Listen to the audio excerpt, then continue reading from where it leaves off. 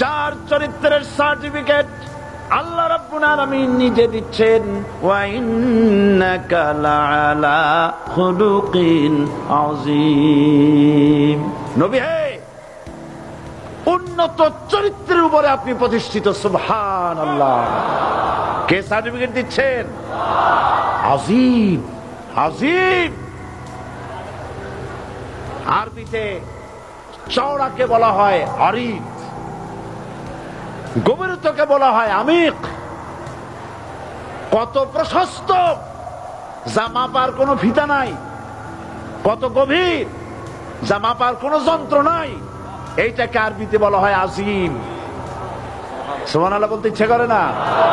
ও নবী, তোমার চরিত্র এমন যা মাপার মতো যন্ত্র পৃথিবীতে নাই।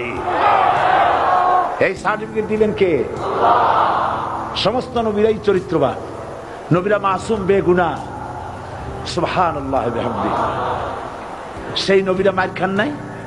খেয়েছেন কিনা বলে? কারা মেরেছে? রাষ্ট্র শক্তি। কারা মেরেছে? কারণ নবীরা বলেছেন লা ইলাহা ইল্লাল্লাহ। পড়েন সবাই, লা ইলাহা ইল্লাল্লাহ। আপনিও যদি নবীদের মতো, সাহাবীদের মতো বুঝা এই কলেমার দাওয়াত দেন, বাধা আসবেই।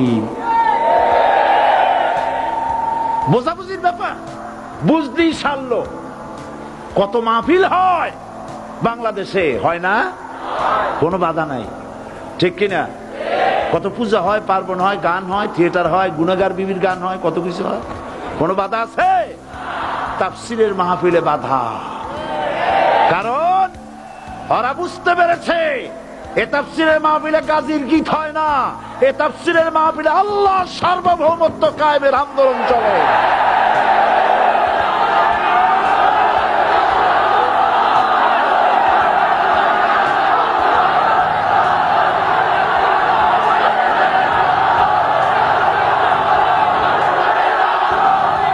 এবার দেখুন, এবার কলেমা বোঝেন, কালেমা বুঝুন।